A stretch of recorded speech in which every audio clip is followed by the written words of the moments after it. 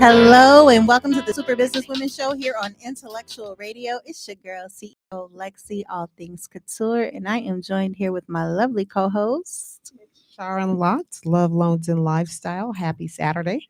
Happy Saturday. We are also joined here with our special guest, none other than Darrell Artistic Roberts. Welcome to the Super Business Women Show. Hey. How are you feeling today? I'm doing good. How are you all? Fantastic. It's a beautiful Saturday. I feel like it's warming up a little bit, so I'm excited about that. Not warm enough, but it's warming up. Gratitude warming up for the warming. Yeah, it definitely can be warmer. But let me give you a proper introduction. Darrell Artistic Roberts is a pioneering figure in Chicago's hip hop landscape, a native of Roseland. He began his journey in the early 1980s as a breakdancer and graffiti artist, eventually becoming a key documentarian of the city's hip hop culture. In 1993, he co founded Chicago Rocks magazine to spotlight local talent and narratives often overlooked by mainstream media. His commitment to preserving Chicago's hip hop history culminated in the establishment of the Chicago Hip Hop Heritage Museum in 2021, alongside co founders Kingdom Rock and DJ B. Located in the Grand Boulevard neighborhood, the museum serves as a vibrant repository of Chicago's rich hip hop heritage, celebrating its unique contributions to the global hip hop movement. You a big dog. He is. So really excited to have you here and talk about everything that you're doing and have done and everything that's coming up. But I want to go ahead and get into some early stuff so we can let our listeners know a little bit more about you. Can you share your earliest memories of hip hop culture in Chicago and how they influenced your artistic path?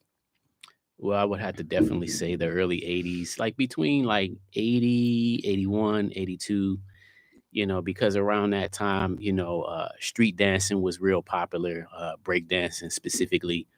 And so I was a big fan of Michael Jackson back then, and Michael was doing his thing. And for some reason, I always wondered why I was so attracted to Michael.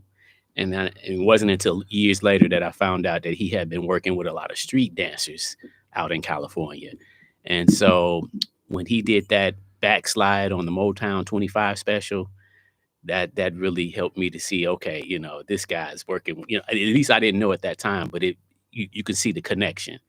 And I mean, Michael was doing the robot. He was popping. And then his Thriller video, he had poppers coming out the grave, and I was just like, Mike is connecting with the community of the culture. And so, but breakdancing was huge back then. And that was my intro to it. And from there, I just kind of started dabbling in all the elements from dance to graffiti to rapping. And then in the 90s, I started messing around with the turntable just for fun. Now, shout out to Gary, Indiana, because I do appreciate you giving love to Mike. But I said Chicago artistic. Yeah. We need some Chicago love back then. Was there some Chicago influence as far as dancing? I would have to say that would be Soul Train. Oh, okay. That would be Soul Train. You the Chicago influence. Okay. So the pop locking and breakdancing, that always takes me back to Beach Street. Mm-hmm. Was that the name of it? Beach Street? The movie? Yeah. So, okay. Yeah. We thought you had a question. It was a thought. Okay. It was a thought. Okay. I was like, wait a minute, pop locking, that's Beach Street. So what inspired your transition from a participant to a documentarian with the hip hop community?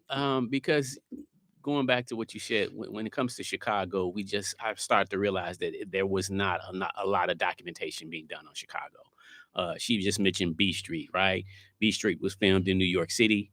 The same year, another movie came out called Breaking, and that was filmed in L.A. And so those both films came out both in the same time at the same year. Well, in the same year, but on both different sides of the country, and yet Chicago didn't have anything that came out during that time. So we had to kind of make the stage ourselves, and that was the streets. That makes sense. So, how did your experiences in breakdancing and graffiti shape your perspective on hip hop as a cultural movement? Well, we did this for fun. We did it because we loved it. It was never about money. Of course, when we danced on the street, when people offered to give us some money, obviously we was happy, but that was not the main reason why we did it. We did it because we thought it was cool, it was fun, it was interesting. It allowed us to release the energies that we was having inside of ourselves and just being able to express ourselves. And it was so cool to hear the crowd say, "Ooh, did you just see what he did or what she did?" Whatever. So that just kept us wanting more. And then eventually, some of us went on to do, go professional and, Mm. have managers and travel and get performances set up here and there. And then some of us actually went to Soul Train and danced. I have friends that actually danced on Soul Train. So, it was a great time during those years. That's exciting. So, what motivated you, and why can't I talk today? Blah blah blah.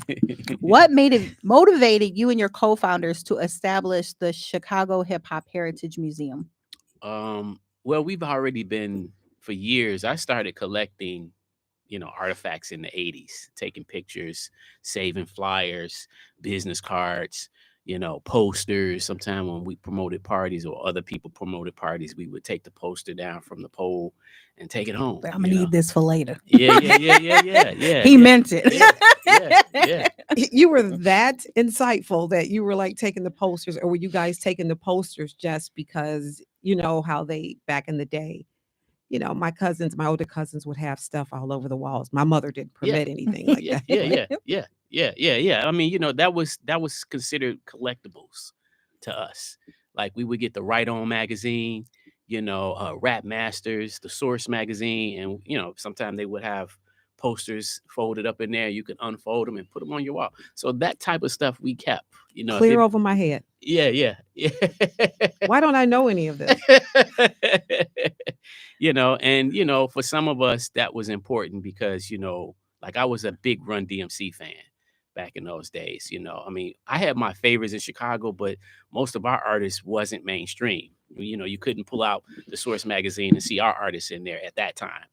So it was just like, so we had to go with whatever's was out there. And Run DMC was huge back in those days, and I just remember collecting stuff and creating somewhat of a museum in my basement, right? When I would have my friends come over, they would be like, "Oh man," they'd be looking around and stuff. So I was doing this type of work even before I knew it was important. you was a museum before the museum was a museum. I know that's right. So, speaking of that, can you describe the initial challenges you faced in bringing the museum to life? Well, funding is always one, but more so just collecting the information. Some of us have put in some work, but like some of us don't even have some of our own work. Like you talk to some of the artists and you say, "Do you have recordings of your work?" And they be like, "I had recordings, but they got lost in a fire. I lost my storage unit, and so all my stuff got taken, and or I had a fire or a flood." So we've lost a lot over the years, for whatever reasons, and that has taken away our history, so to speak. Yeah, I can definitely understand that. I can relate to that because I'm like, oh, you think about all the things you used to hold on to, and then Yeah. things happen and it's gone. So that's unfortunate. Yeah. So, how did the community respond to the museum's opening, and how has that shaped its evolution? It was real good. When we started in July of 2021, it was only supposed to be a pop-up. And, we was trying to just feel the community's vibes. And, when they came and after that month was over, because it was just a pop-up for the first month, people requested that they wanted to come see it. And so we just decided maybe we should just make this into an official museum, And yeah, people, I think another thing is that really kept pushing us is that the community helped us to see the need to really, really focus on doing it and making it, improving it and making it better. Because when they would come down, they would say, "Oh, I didn't know Chicago had this much history. I didn't know we did. Oh, Soul Train started in Chicago. Oh, I didn't know he was from Chicago. Oh, she from Chicago." So it was all of these surprises and all of these oohs and ahs. so we realized, like, we're doing what we're supposed to be doing. And we still hear that now because there's so many people that are like, there's a hip hop museum in Chicago. I'm like, yes. When you said it, I was like, we got a hip hop museum? Yes. Yeah. So why do you believe it's crucial to document and preserve Chicago's hip hop history? Because it shows the world that you existed. I come up as a graffiti artist and we painted the town to let people know we existed. You know how you go into the washroom? It doesn't matter whether it's men's or women's, right? When you go into the washroom, sometime in public spaces, you see handwriting on the wall or the stalls. Whatever, you can add right? us next time. We know what you've seen in our washroom. I think it's vandalism. I didn't think it was graffiti. It's art, Shar. How dare you? Well, but when you think about writing, it goes back to Egypt. Men and women in cave wrote on the rock, right? No, that's true. You know what I'm saying? So it's a point in time to let people know that you were there. But I had a mortgage company, and sometimes I would go into one of my satellite offices and see somebody wrote in the bathroom. Yeah. You want to talk about hot? Yeah. Because if it didn't come off, now I gotta have the whole bathroom painted. Yeah. And that's the challenges of it. Because for the most part, it started as an illegal activity. And so most people frowned upon it because they said it was not art. You're going to go to jail. It's vandalism. You're a criminal, blah, blah, blah, this and that. I don't know about a criminal, but. And I get it. Like you're writing on public spaces that most of which don't belong to you. But just like anything else, it's got to start somewhere. Gambling was at one point a legal activity, right? Smoking was illegal, but now look at that. So it's a whole lot of things that it comes from something. See, I was with you because we on the art aspect. I don't know if there's an art to gambling, but if there is, I'm going to learn it because I like to be on the boat. I like art, but I don't like it to see it in the neighborhoods. Only simply because what you may think you a good artist and someone else may think they're a good artist and it's not good art. Yeah. And I'm thinking the property value. Oh my God. Yeah. And it's just like anything else. You could talk about gang banging and you could say, I don't understand why young people do that, but they could have their whole explanation of it, right? Maybe they wasn't close with their family, so they became family with people on the streets. Drug use. It's all of these things that most people that's not into that don't understand. And until you have dialogue with someone that has experienced it, you probably never will. And I think that's why it's important to kind of like, it's just like right now, everybody loves hip hop. But when I was coming up, it was about this many people that loved hip hop. Well, you taught me something. I didn't know Beach Street and breakdancing was a part of hip hop. Yeah.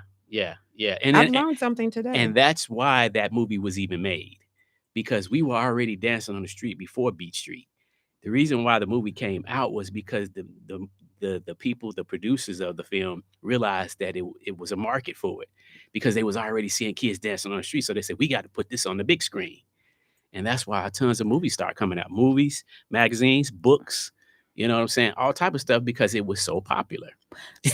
In Shar, there are actually 5 elements of hip hop. Do you want to go ahead and break those down? Yeah, and that's what I'm saying. Like, we were into the entire culture. So we were doing all of it. We were breakdancing, and I'm talking about the early 80s. We were breakdancing. I was a little girl. We were doing graffiti. We were rapping. And we were DJing and producing and, all of the elements that make this culture what it is. Fashion was also a part of the culture that most people don't talk about. Entrepreneur, I couldn't even pronounce the word back then. Didn't know what it meant. But we was doing that type of stuff, like selling ice cream, selling, little stuff that you make in the community, cutting grass, shoveling snow, raking leaves. Those were all aspects of the young spirits of an entrepreneur. Tell me about the fashion. Like I loved Adidas, right? I loved the Fresh Kango, you know what I'm saying? You can tell. Yeah, I loved fat laces in my shoes. I loved the gold name plates. We would go to the store and have them put our initials in the name plate. We used to wear the belt buckles with our names in them, and so that was a part of our fashion. Don't forget the airbrushing now. Yeah. Airbrushing.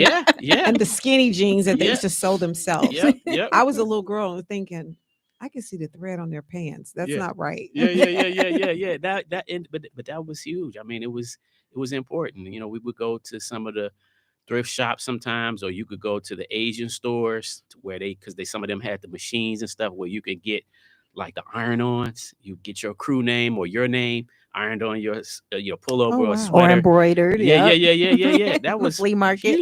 huge. It's an expression of self. Yeah. All the elements of hip hop are absolutely. I feel like they're an expression of self. Oh yeah. See, So, for me, being ignorant to the whole aspect of hip hop, Mhm. I'm thinking it only started when I got to be like a teenager, when I can understand it. yeah. No, But long before that. it goes back, and even like when you think about it, it borrows from our communities.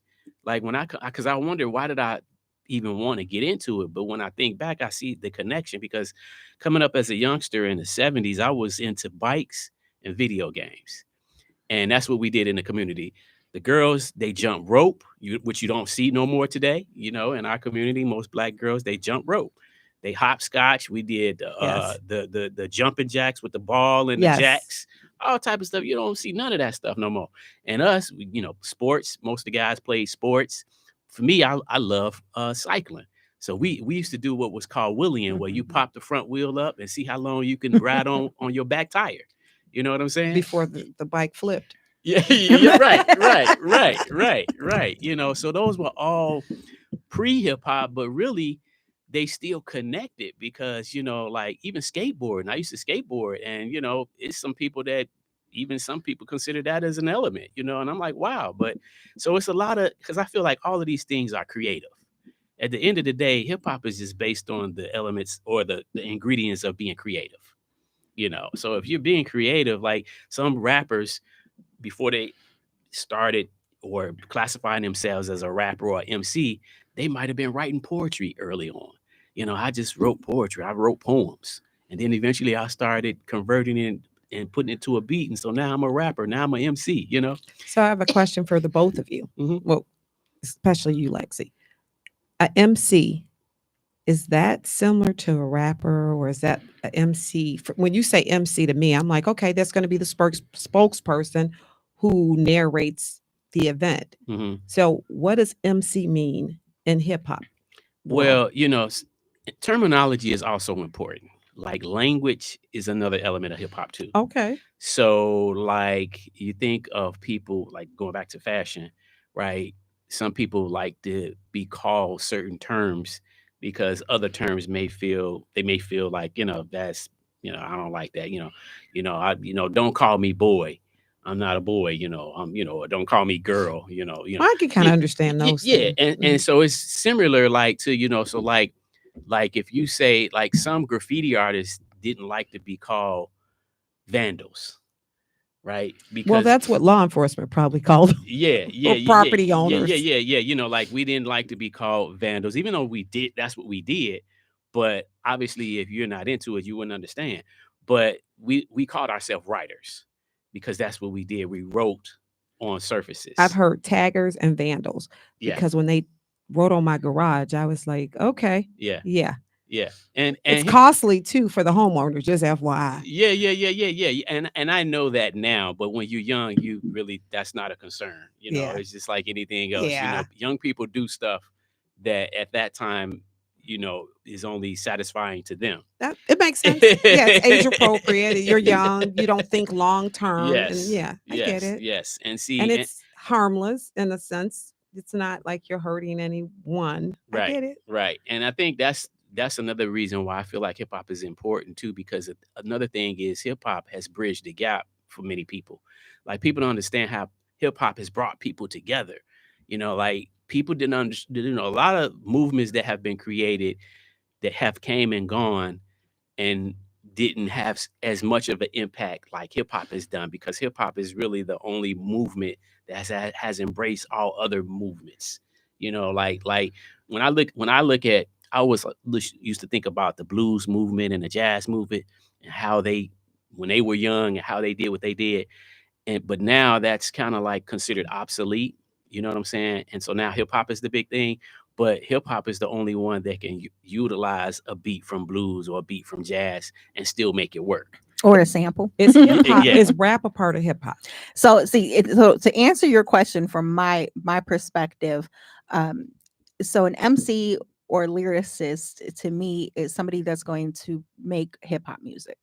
So hip hop is the grandfather. That's the godfather. I don't know, that's the foundation. That's Right. the roots Right. Okay. of this genre. And then we have so many subgenres. So some lyricists or MCs do not like to be called a rapper Yeah. because when you're a lyricist, it's more of an art to it. And I'm not taking away from rappers, but when I was younger, when I was a teenager and I was writing, and if I wrote a specific way, the older people around me at the time would be like, what is that? What are you Right. doing? Right. But if I was more lyrical with it and I put a whole lot more thought to it, and I incorporated metaphors and all these other great things, then it was like, oh, okay, Okay. now you're being lyrical. You're putting a lot of effort and work into it. You're not just rhyming words together and just saying things. You're actually storytelling, and you're giving us something to think about and to envision. It's not just I get it. And really, again, it goes back to terminology too, Mhm. because what most people don't know is before the rap industry, which is the record companies, right? Because in order to get your music out, at some point you had to sign to some label, right? So before that came into the picture, people called themselves MCs. They wasn't going around saying I'm a rapper because none of them was signed to record labels. So they said the MC was considered to be, the MC stood for mic controller or Okay. masters of ceremony, That's right? that's what I'm used to. The Yeah, yeah, master. yeah, yeah, yeah. So in other words, it initially started off as just making announcements. Hey, Laura, could you move your car in the parking lot? Or hey, Bob, your lights is on, your headlights is Right. on, Right. But then it started going into wordplay. Yo, yo, yo, yo, and then Okay. and then from there, they kind of just like she just said, they kind of called themselves MCs because they were lyrical. Okay. And nobody was really doing it to that extent at that time. And so that's how it kind of continued to elevate. But it was about a good 5, 6, 7 year period of that happening before the record industry came into the picture. Now, when the industry came into the picture, now it's just like, what are we going to call this when we put this music in the store? This is going to be the rap section. So now, what are you now called? I'm a rapper. I've been educated. Thank you guys. No, I've learned a lot because you think you know something. Mhm. I've learned a lot. Yeah, yeah. so going back to the museum, can you highlight some unique artifacts or exhibits that showcase Chicago's distinct hip hop culture? So we talk a lot about Soul Train. I'm so still fascinated, and I never got a chance to go to perform on Soul Train. We only watched it on television, Every but Saturday. but I didn't know the depth of the history. And there's a reason why we can relate to Soul Train, because it was the first time that we seen our people on television in a good light, right? It was the first time I seen black commercials in rotation, right? And I'm just like, wow, this is kind of cool, And we tuned in every like she said, every Saturday, And I mean, looking, and it was all there: the fashion, the dance, the music. You know what I'm saying? It was all there, all for you to see, and it was all positive. It was all positive. So we talk a lot about Soul Train at the museum. We even have some artifacts. In fact, 2 years ago, we had a couple of the Soul Train dancers come to the museum, and we interviewed some of them. Some of them danced. We got footage of them dancing. So yeah, and I just think that those are like little nuggets to just kind of show the soul, the funk, the disco, because all of that, all those music genres are embedded in the spirit of Chicagoans. House music, obviously hip hop, and even soul, soul music, gospel music, so people need to know that that's all there's all a place for it here in Chicago. Absolutely. Yeah. Don't forget the blues. Can't forget the Blues as blues. well. Yep, yep, yep, yep. In fact, where we're located in Bronzeville that's what's considered the blues district. Yes. So Bronzeville is considered a blues district because at one point that's where a lot of the legends used to hang out. 47th Street. So you know what I want to talk about next. But I'm a lead way into it. Okay. Are there any upcoming projects or expansions that you're particularly excited about? Yes. So we have a new exhibit coming up. in July, starting July 1st. And this is an exclusive exhibit. This will be our first exhibit that we're doing just for the women in hip hop. I've heard about it. Yeah, yeah. And the reason why is because, women, we've heard so many stories, and with a lot of interviews, we hear the side of the woman that is like, well, we got to work extra harder than the guys because they say we couldn't do it. I couldn't be a DJ. I couldn't be a producer. I couldn't be a rapper. I couldn't be, this is that. But the women feel like, hey, we could do it too. And when I was coming up, there was not very many women in the game. The women stood on the side and watched us. And when one did get out, it was kind of shocking because it was like, whoa. Where you come from? Yeah, right. What happened? Yeah, and so, but that has changed. Now, look how many women artists are out now. Like when I was coming up in the 80s, it was people like Roxanne Shante, it was Queen Latifah, it was MC Lyte, and even some of the women in the 70s have been long gone and kind of forgotten, so the uprising in the 80s, it was just very few. And now today is like, you know what I'm saying? Like it's just every time you look around. Everywhere. Yeah. And I like the fact that, the one thing I don't like about some of the women today is the fact that you don't have to take off all your clothes to be a good artist. Like MC Lyte, Queen Latifah and them, they didn't do all of that. They rocked the mic with their real skills. But today it seems like more of the women kind of lean toward this is going to make people look at me, by taking off my clothes and saying, things that I wouldn't even say. Right. Because that's just the way the world is today. Think, that's cultural, generational right now. It's what's happening with the younger generation. Yeah. Well, I remember back in my rapping days. No, I remember though being told by producers and other people in the industry at that time that were like, well, you need to change your look up. You don't need to wear the baggy clothes and don't, rap about this, rap about your body. I'm like, I don't want to talk about that. I want to talk about my story. I want to talk about my experiences, and I want to dress how I want to dress. I want to be comfortable. I don't, eventually, when I got older, I wore heels and things like that, but I still kept it to my own style and my own liking. It wasn't, I didn't like the pressures of it. Does Darrell, have he listened to your song? Yeah. Absolutely. Okay. Absolutely. Yeah. And I think to your point too, like I kind of feel like that's another reason why also hip hop is a little challenging, because sometimes people are constantly dictating to you what you should do, how you should be as a man or a woman. It's just this whole, this is the way you got to do it, especially once you get signed to these labels. Yeah, because you become subjected to their version or vision of you. Right. So it's like a package. So I get that part. Right. Which is one of the other reasons why a lot of Chicago artists was not able to get on, because a lot of our artists were stuck on, I'm going to eat you. If I don't have no leeway in division in making decisions on what I want to be and who I want to be like as an artist, I'm not doing that. You know what I'm saying? Whereas other people was just like, what do I sign?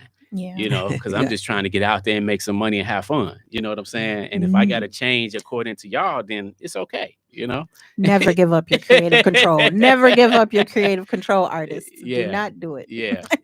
So, I feel the same way. Like, I never really tried to pursue a career in rap. We did it because we loved it. But if that had ever really presented itself, I would have been the same way. Like, no, I'm not.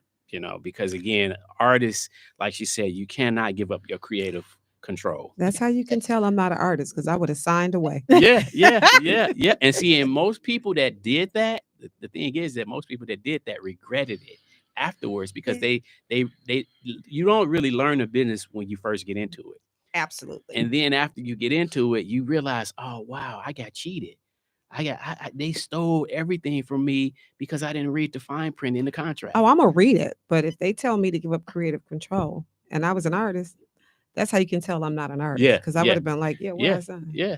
Because, and I understand, because being an artist is about creativity. Yeah. So I can understand why you wouldn't want to relinquish it. Yeah, they'll take your name, everything. You gotta, you have to read the fine print of those contracts, or have an entertainment attorney, or talk to Couture Music Management. That part. Shameless plug. Yeah. So speaking of, society and everything with the younger women what impact do you hope that this exhibit will have on the younger women looking to enter the hip hop space today? Well, it's just like you just mentioned earlier, people need to be educated. Like you need to learn the business. If that's something that you're trying to go into, you really need to get some proper training, business wise, on the business side of it, so that you'll know, like, what is publishing. Like we didn't have these conversations back when we were coming up. We didn't have no idea what publishing was back then. So but that's a conversation that you need to have if you're going down that path, because that's important. When you don't own your music, that's kind of terrible. You didn't went and wrote this stuff and produced it. It's out, but it don't even belong to you. It belongs to the label. Wow. So these are the type of things that we want to be able to help people. And then we want to help people understand the importance of making sure that you keep your history also, because a lot of what's happening is a lot of stuff is being rewritten, so to speak, because people don't have nothing no more. They done lost everything. So now here comes somebody else trying to take the fame that you created and take it for, and make it theirs. And tell us and rewrite our history. Yeah. I mean, it's just think about women that cook and they have recipes. I used to wonder why sometimes you'd be like, what's this? You go to somebody's house and you taste somebody cooking and you're like, what's in here? They'd be like, can't tell you that. Mind your business. Right.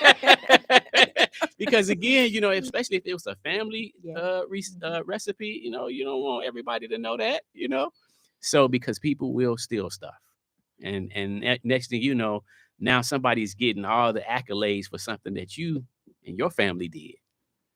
Yeah, and I agree. People will definitely try to tell your story for you, so you have to have a voice. And I think what you're doing is amazing, especially for Chicago hip hop, but right now for women.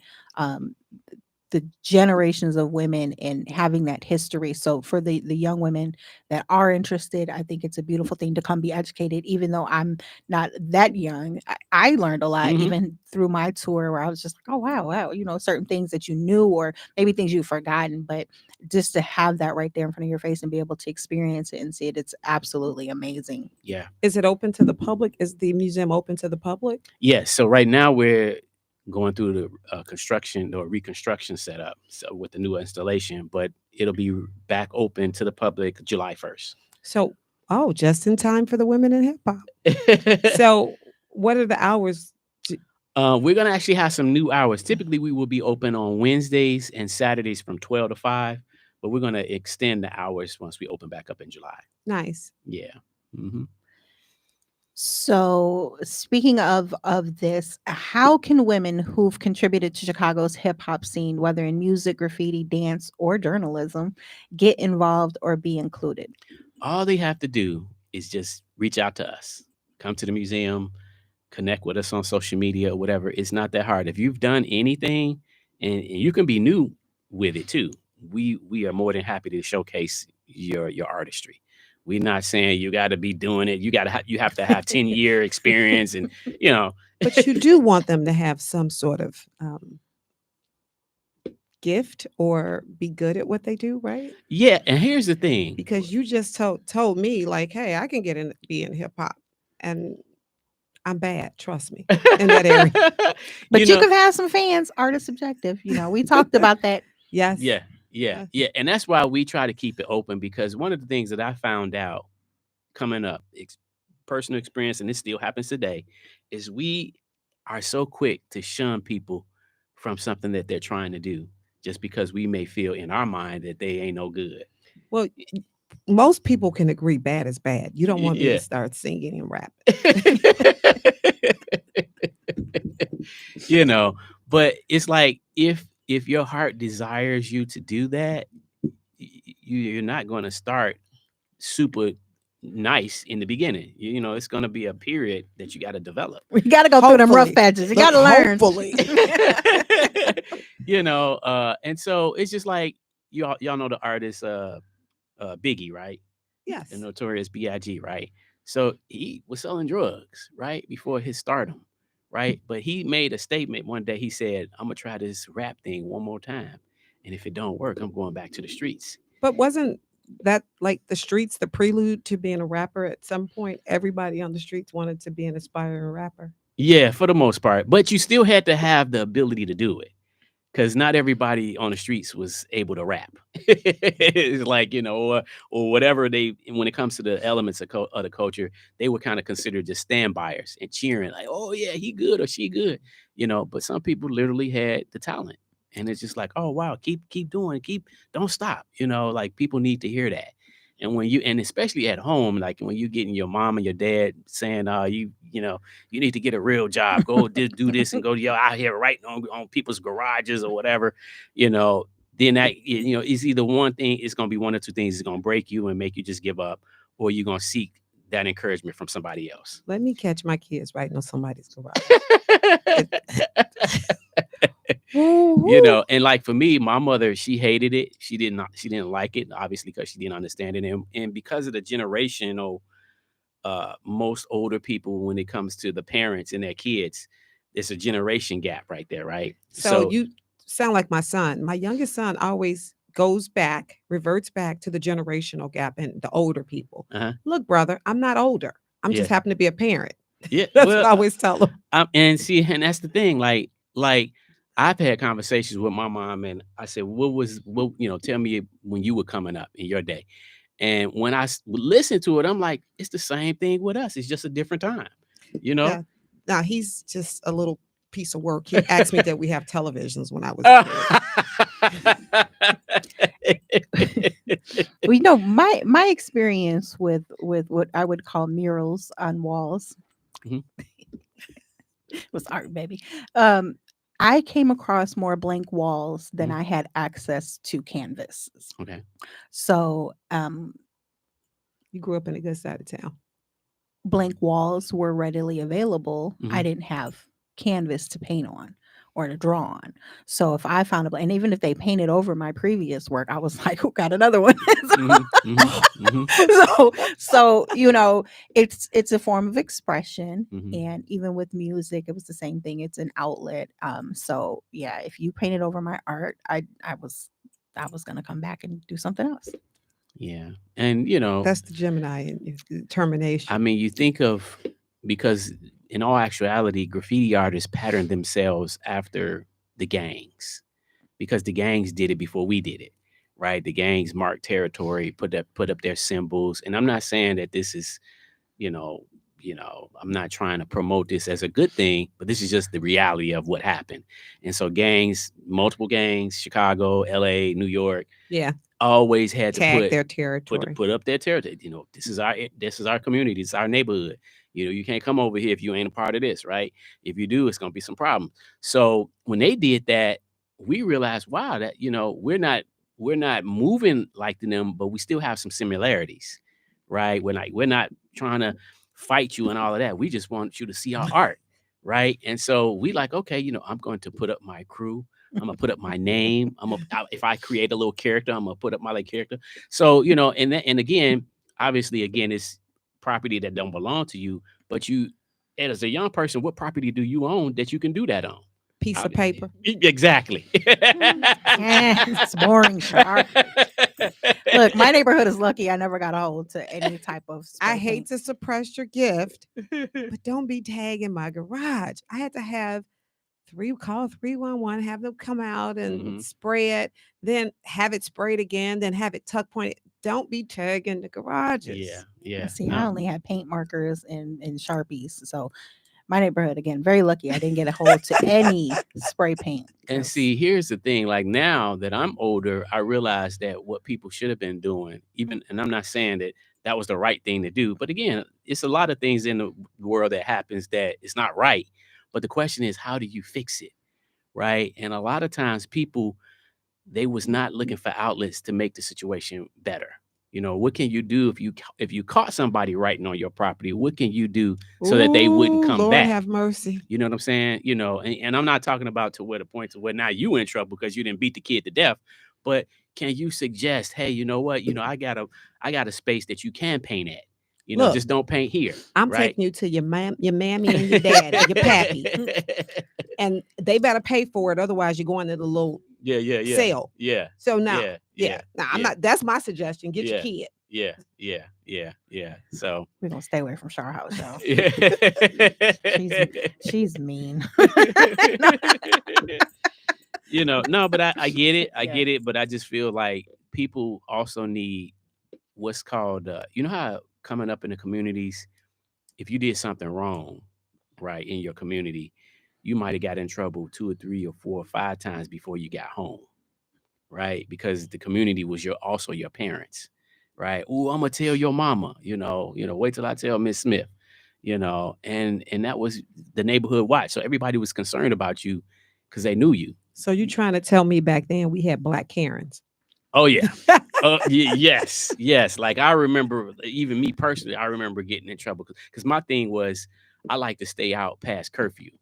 I didn't like. We even called ourselves the curfew boys because we liked it to stay out. It seemed like that's when everything was getting fun, when it was time to go in the house. And so, sometimes we look at the watch and it's like, man, we supposed to be in the house. And like, oh man, let's go over here. Let's do this. Let's do that. And then we'll see a neighbor and they say, oh, I'm gonna tell your mama. I'm gonna tell your aunt. You better get in the house, boy. But that was this thing, the community was watching and observing, and sometimes we would get in trouble, like I say, a couple of times before we even got home, just because the neighbors is looking at us. Let me break curfew. My mother would have been outside looking for me with a belt to whoop me in front of everybody. So you'd never do that again. Mm-mm. No, I was gonna get clowned. Yeah. She was gonna get me in the house. Yeah. But I still appreciate our upbringing because now, I mean, I look at these kids now and I'll be like, ooh, I'm glad. It's frightening. I see kids using profanity and doing all type of stuff that we wouldn't have never dared to do at that age. Well, then you have the parents that are indulging in the marijuana and the drinking and the cursing and the partying. So the boundaries, there's no boundaries. They're all blurred. Yep. One thing I look at, and I always bring up when we look at problems, is of course the root of the problem, and I speak on how we have a lack of resources, and we may have had some resources in the 90s. That's my era, of course, but where we are right now, when it comes to schools, when it comes to community centers, when it comes to art studios and spaces, it's lacking. Well, it's lacking of resources. So the parents don't want the discipline in the school. They don't want all of these things. So basically the resources were taken. You resource. Well, it started. Well, I'm saying is how it started is it was slowly being taken away. Yeah. So now we're at a point where it's pretty much just non-existent. So you it's have up to all your these parents. kids. Well, my parents, me as a parent, we're talking about this generation right now that has absolutely barely any music programs in these schools, art programs. I remember in high school where our programs were being taken away and we were limited, and I was in the suburbs. So in Chicago in itself, you have all these programs that kids can express themselves or, release whatever they're going through, and now they're obsolete. Yeah, that's true. But the parents have to see it. It's absolutely. I agree with that part. I'm just saying that I always look at the root of the problems, and it didn't start with me as a parent. No, you're right, because we used to have midnight basketball. It was things that were slowly chipped away. So when now that these kids don't have these things, they're just like, well, what do we do? Everything's a blank canvas. Well, we're going to tear everything up. Well, we need to give them is that a new project for us? I think it's always a project. Yeah. It's always a so project. Instead of them letting their kids go downtown and tear up neighborhoods and wreak havoc and be, participate in criminal activity, they should, maybe come up with a creative those way. spaces, those creative spaces. Kids need that. See, because again, like I say, when I was coming up, young guys played sports. It was cool to be on the baseball team or the football team or the basketball team, and that was safe. You know what I'm saying? Like I say, so every boys and girls had stuff to do, activities. I was a Boy Scout when I was a little boy. You know what I'm saying? Some girls was a Girl Scout. You know what I'm saying? So there were activities. Be on the swim team. But like you said, today a lot of that has been removed, and so like now, as a young person, they got to have something to do, especially something positive, because if they don't, they're going to do something negative. And that's just the way it is. And especially if there's no discipline at home. Like I teach in the Chicago public schools today. And it's hard. It's hard because the teachers are having a hard time because they're not getting trained at home.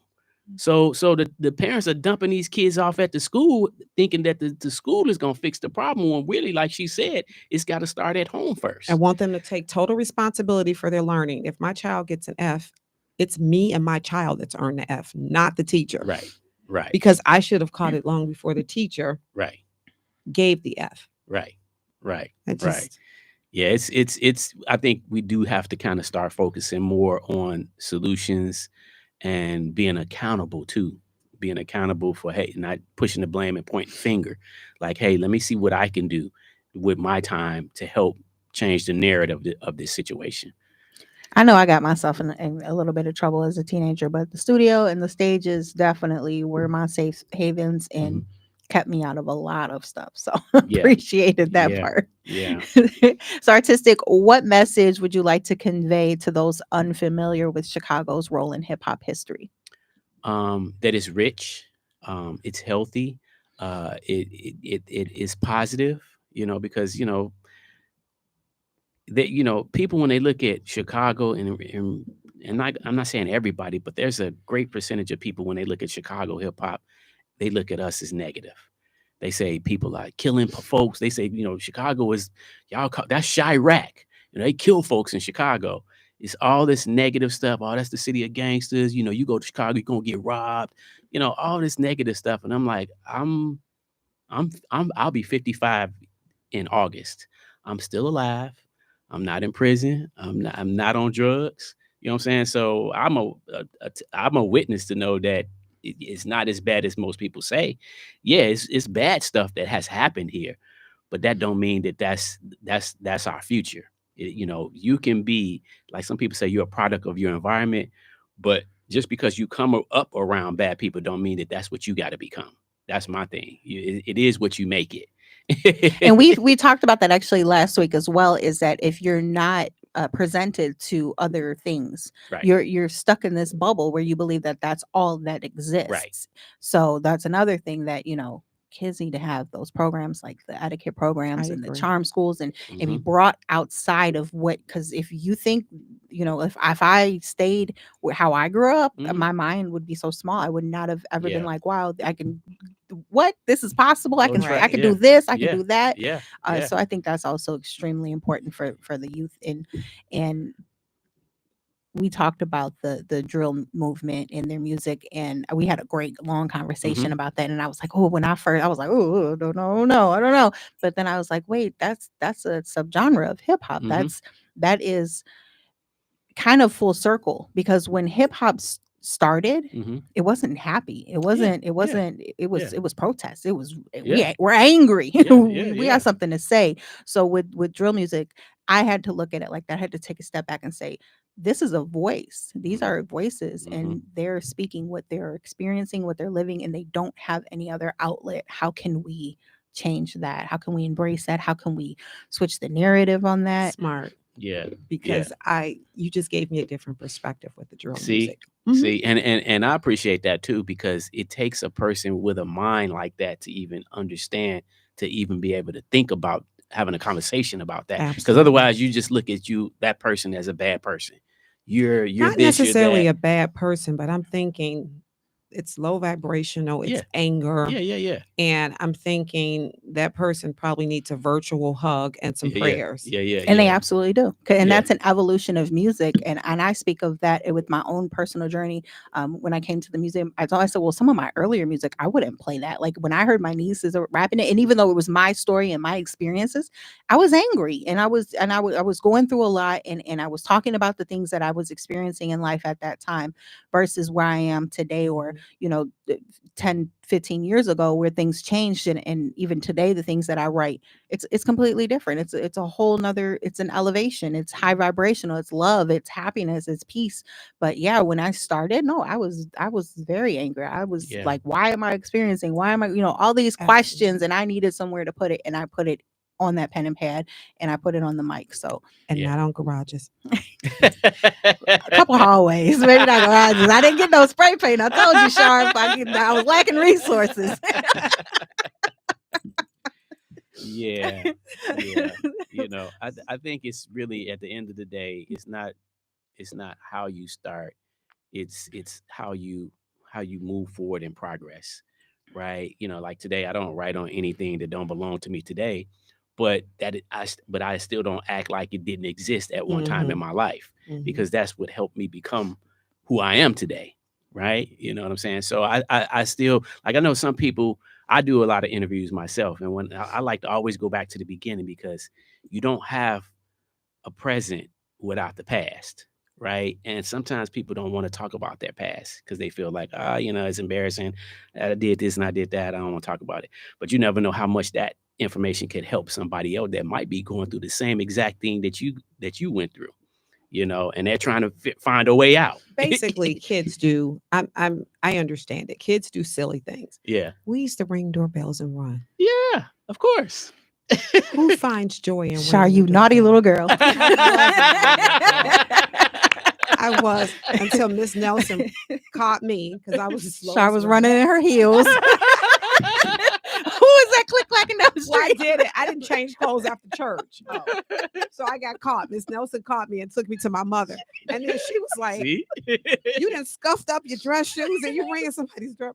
And I could not explain to her. I could not articulate why I found joy or found it funny that I would ring someone's doorbell, watch them come to the door and laugh. Yeah. That's crazy. Yeah, but it's the inclination of just wanting to be excited, because at some point when you're not doing things that excite you, you're looking for that.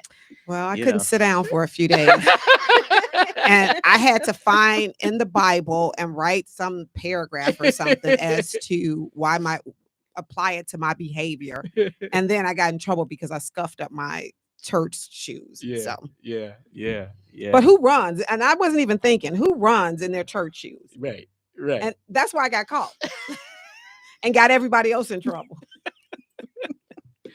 Yeah, fun times, but at least the cool thing is you're alive to still tell the story.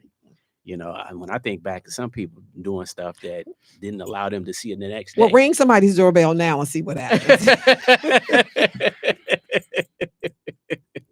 Do not recommend that. Right.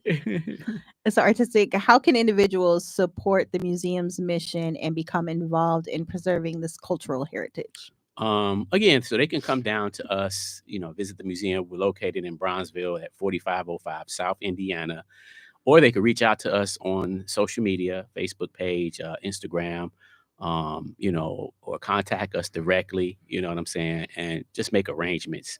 They could bring stuff down, they can mail stuff, or if they just want to be, work with us. We do a lot of community stuff. We do pop-ups. Right now, we got a current pop-up exhibit at Columbia College. So you can go down there. The women's exhibit opens up July 1st, and we're constantly moving and doing stuff, right? So we encourage people to just connect with us. Our website is www.chhhm, which is short for Chicago Hip Hop Heritage Museum.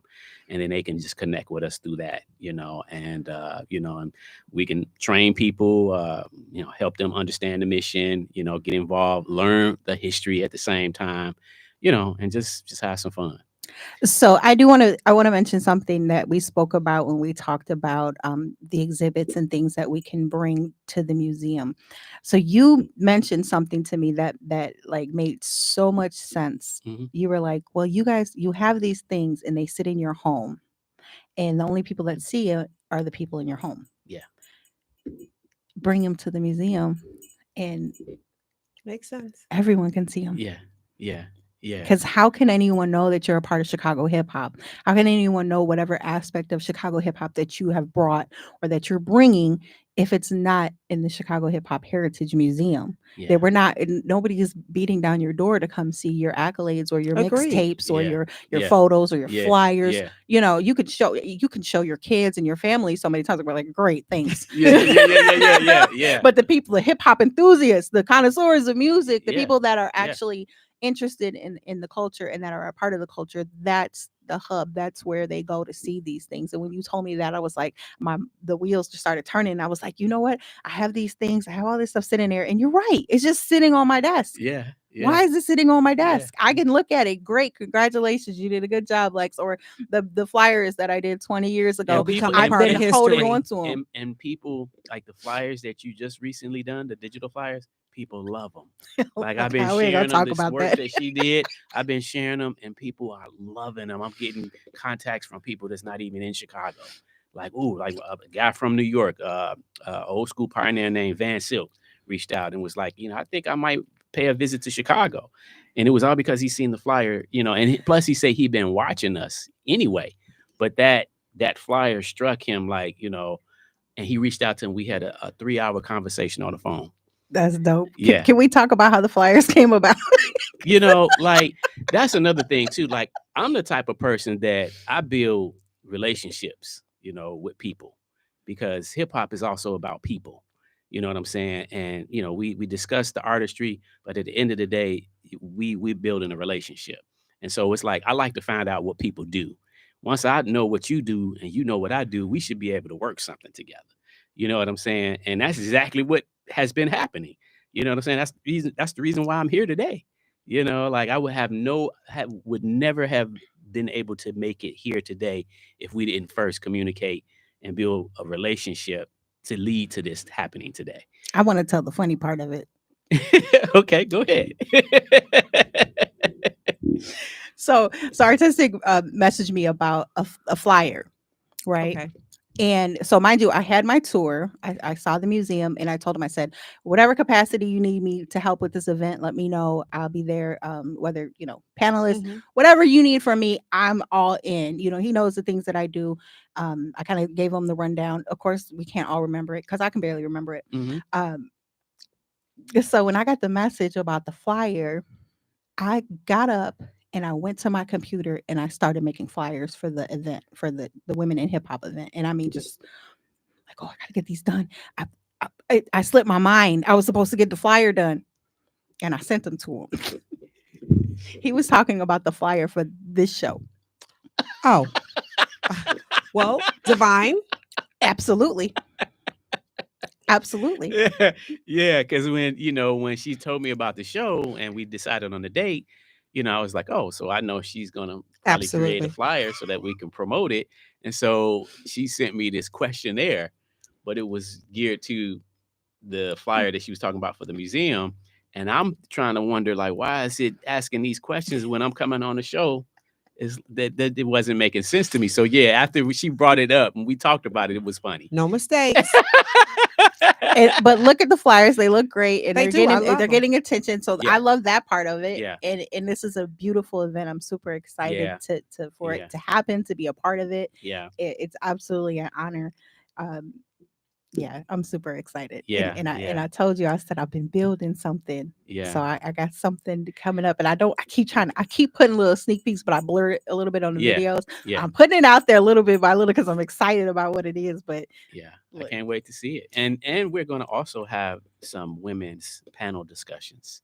Oh, that's gonna be to dope. talk about, the woman's perspective in hip hop. That's gonna be cool. Like what are your challenges? What are what are your issues, or what are some of the things that you're happy about today? Type of thing. So, we're gonna have various, panels, and it's gonna be well rounded too, and generational too. So younger women and older women. So I think I even I got a don't couple. like that older. Yeah, Oh, yeah, geez. yeah, and even the some mature crowd. even some of the like I know people that got kids, so some are like, oh, would it be okay for them to be a part of this exhibit? Like, oh yeah, so we have some young girls that's going to be submitting some of their artwork. And in fact, I think one girl we're trying to get, she actually knows how to work the turntables, and I think she's only like 12 or 11 years old, you know. And so I'm just like, wow, that's going to be so cool. So, it should be exciting. We look forward to it, and the Super Business Women Show will definitely be there to be a part of this event. And Darrell, I definitely want to thank you for sharing your profound insights and your unwavering dedication to preserving Chicago's hip hop legacy. Your work not only honors the past, but also inspires future generations to recognize and celebrate their cultural roots. We want to thank you for coming to the Super Business Women Show today and speaking about everything, teaching us some things, and just for everything that you're doing for Chicago hip hop. Thank you so much for joining us. Can you let our listeners know again how they can get in contact with you? Okay. So again, you can go to our website at www.chhhm.com, or you can reach out to us on our social media, Chicago Hip Hop Heritage Museum, Facebook, Instagram, YouTube channel, same thing, Chicago Hip Hop Heritage Museum, or you can just pay us a visit to the museum directly, 4505 South Indiana in the Bronzeville community. Beautiful. Thank you so much. We're going to actually take a quick music break and we're going to be back with our next guest. Stay tuned. Don't go Hey, anywhere. Teresa, We'll be right back on the don't go Super anywhere. Businesswoman Show on Intellectual Radio.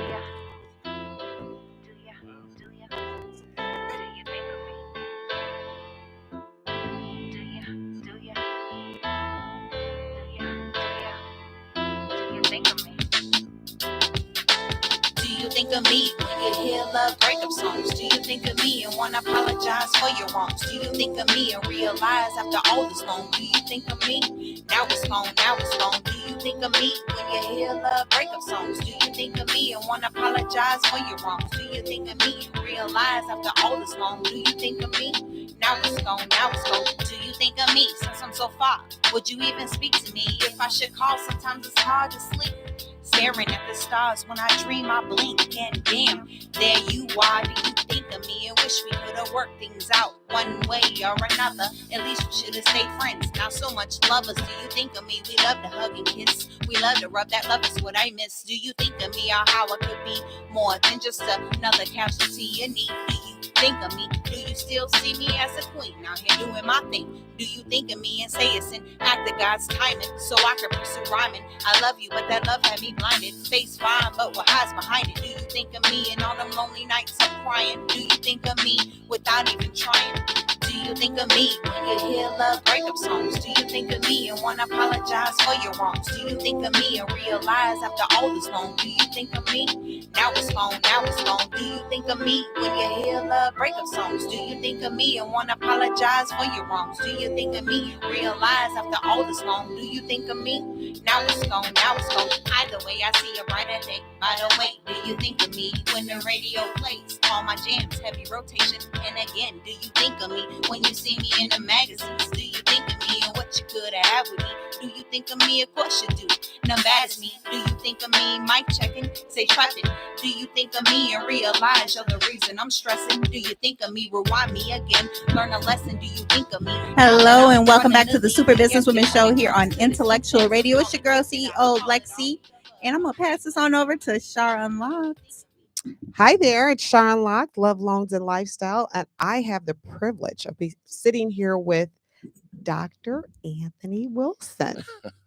Welcome to the show, Dr. Anthony Wilson. How you doing?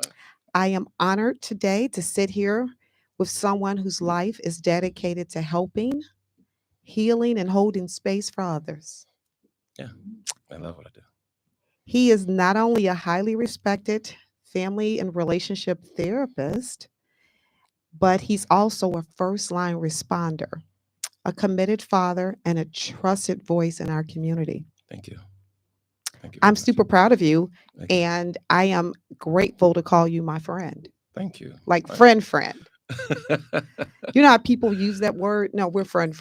Yeah, we're friends. We are. I think that's what's really important when you talk about establishing relationships, that you see the authenticity of a person. And we were friends who just happened to be in fields where we help others. Absolutely. That's how it works. Yeah. I like that. Sometimes when you're a first responder, you are stretched beyond imagination. But you didn't stop there. You went into and created another avenue where you were able to help others. Absolutely. That's interesting. Yeah, I fell in love. I started out as a paramedic with the Air Force. I was in the military, served in the Persian Gulf War, where you have to be a medic.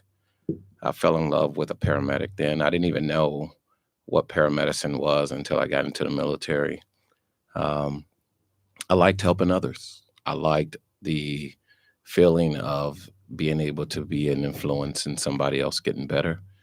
I took it on as a career. I knew that was my calling, and I stayed with it. I stayed with it for years. It was not only that, but it became a provision for my family. So I was able to take care of family.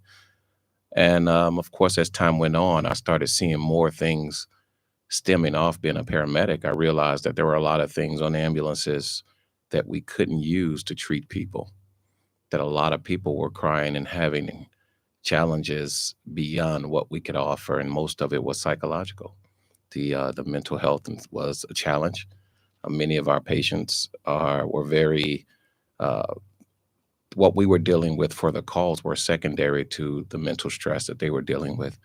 And so I tried to seek out what else could I do to be different in this. I wanted to do different. And so I went back to school. I got my master's in marriage, family, and couple therapy.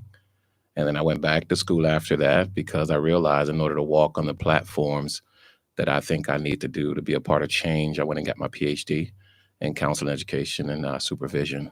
And I became a licensed marriage family therapist. I am proud. And I guess one of the things that I am most proud and that we connect on is that he's deeply rooted in faith. Yes. Yes.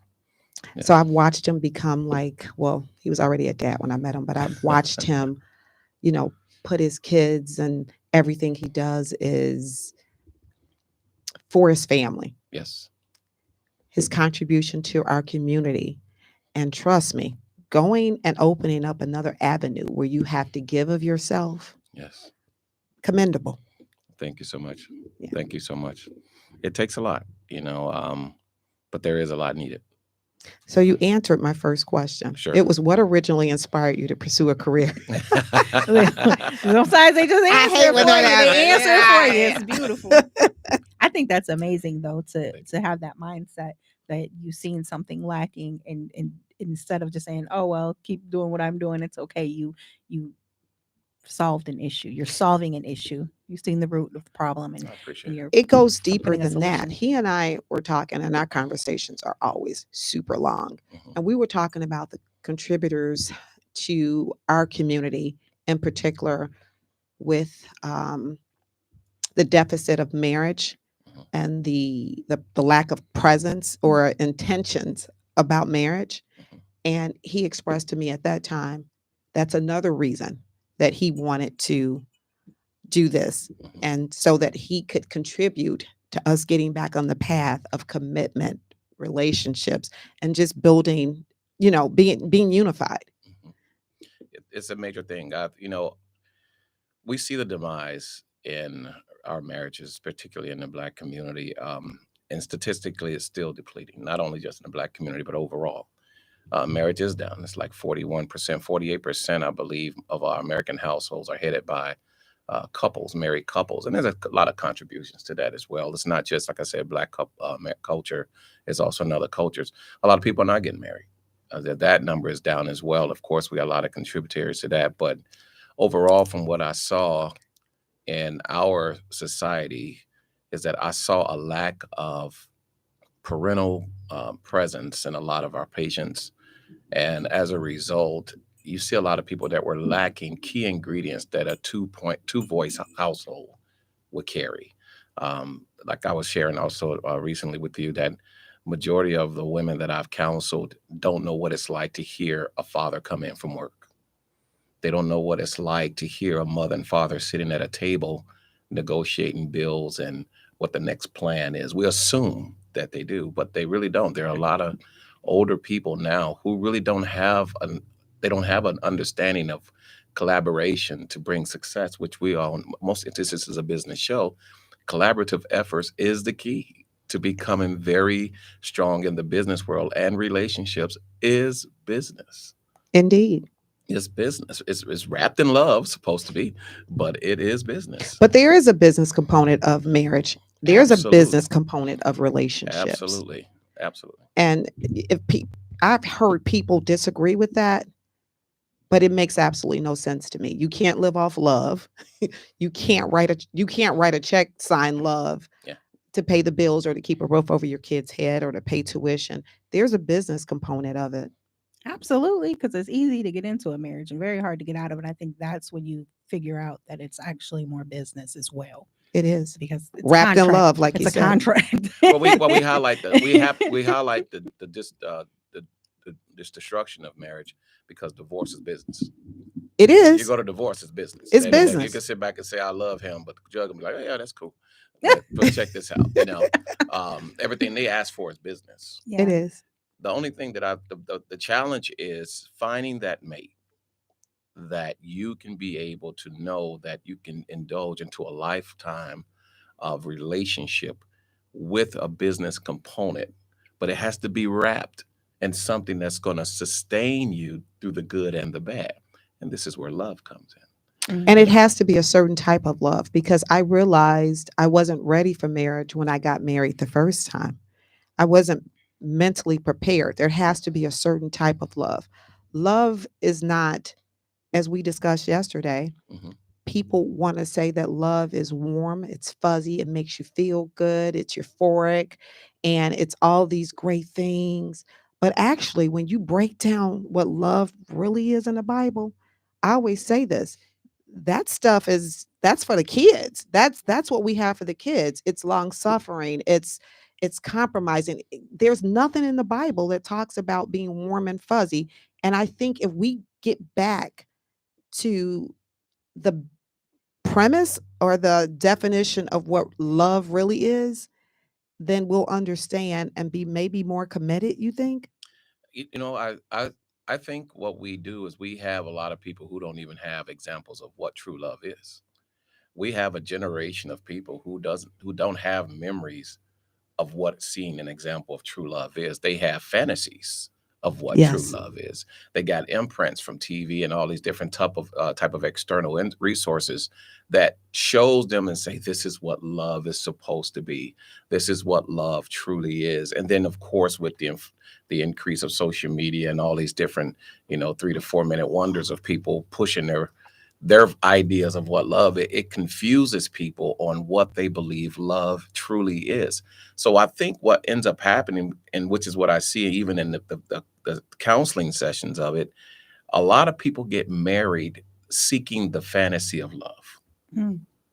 They get married seeking the ideology of what they see. They want, back then we used to say the white picket fence and the Yes. pie in the window, but we found out I don't like white picket fence and I don't eat pie.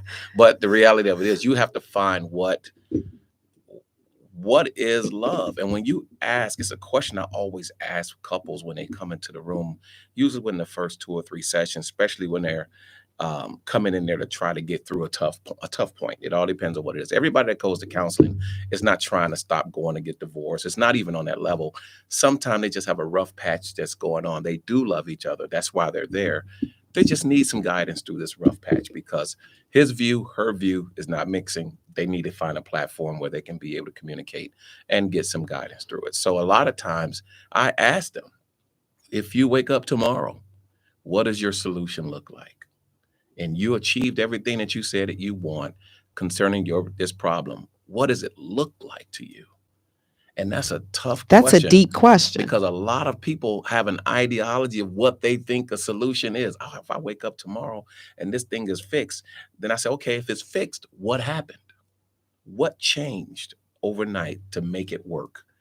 And you'll be surprised how many people can't really process the process of getting to their solution because they think it's a light switch. Or they think, I've learned when I went to counseling that people are always pointing their finger. They never look within. It's always, if he does this, and this, then that'll fix our problem. And then he's feeling, if she does this, and this, that'll fix our problem. It can be a lot of times we do outsource solutions. We'll be like, it's not me, it's you. Yeah. It's not me, it's you. I just need you to do this, and I promise you I can do that. And we'll be okay. But they don't realize that a lot of times it's not about me being good because it's to be good because you're good. If you're good, just be good. Just be good. I always say that. And let his good be good and your good be good. And maybe you're both goods and start working things out. But if you're sitting back saying, I'm not going to do this until there's this condition met to do this, when you're both saying you're loving each other, somebody has to say, let's get through this so we can go together as a unit to make it work. And that's really tough. That is really tough. I probably spent about 10 sessions on just breaking down the ego and the pride and the almost I don't want to feel like I'm giving up more than I'm getting mindset, because you don't realize how impactful people are by their surroundings and their environment when it comes to being in marriages. A lot of people got married thinking, you know, as long as I don't change, this can work. Not So realizing that you have to you you have have to to change. You change. have to be Wow. amenable. You have to be It's pliable. mandatory. It's Yes, like the moment you invite somebody into your life, change it's is inevitable. inevitable. I don't care how much money you have. I don't care how wise you have. You can have all the degrees in the world. You can never stop change. When I went to counseling when I was married many years ago, I remember the counselor telling each of us, "You do your best. Put your listening ears on and you do your best. You show up doing your very best every day." And it's not predicated or conditional Mhm. on if your mate is doing their best, or if your mate is meeting your conditions. Because a lot of people, like you said, it's an exchange. Well, yeah, I'll wash her car, put gas in her car, but she needs to cook for me every day. No, you just show up doing your best, and you don't worry about, because remember, love doesn't keep record of right or wrongs. So you show up doing your best, she shows up doing her best, and put your listening ears on, because a lot of times too, you show up thinking you're doing your best, and your love language isn't. They appreciate it, but your love language isn't her love language, and vice versa. So if you and I are together, Lex, and I'm washing dishes every day and I'm cooking every day, but that's not your love language. You want a conversation with me. You don't want me to be busy. You want me to be present. Although you're grateful that I'm washing the dishes every day, you need something different from me. I think in today's marriage, and because the rise of women are working and it's just as hard as men, and we're not even talking money. We're talking about just being obligated to go to work every day, regardless of Absolutely. your career. I think we have to be more mindful of gender roles. Um, I like to cook, and I keep a clean house, and I can keep a house just as clean as most women that I've met. Hmm. So me to put that on her as a challenge in my relationship, to say you clean the house, I might be getting a little bit more inferior product than I want, because I can clean too. But So my thing is, we find our balance. She might not like doing dishes. I might like doing dishes, which I really do. So my thing is, I'll do the dishes, you dry them, so or listen, something. I'll do the dishes all day long. I hate folding clothes.